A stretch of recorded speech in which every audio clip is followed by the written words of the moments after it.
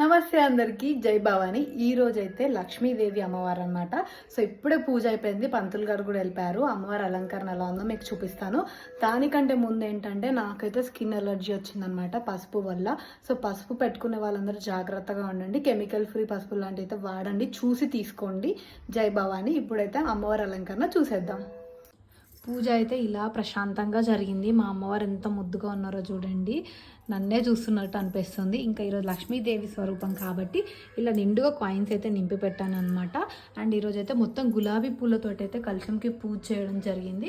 ఇంకా ప్రసాదం విషయానికి వస్తే అయితే పులిహోర శనగలు అనేది చేశాను అమ్మవారికి. ఇంకా తాంబూలం అయితే ఈరోజు పింక్ కలర్ శారీ అన్నారు పంతులు గారు, అందుకని పింక్ కలర్ అయితే పెట్టి అమ్మవారికి అయితే సమర్పించుకున్నాము.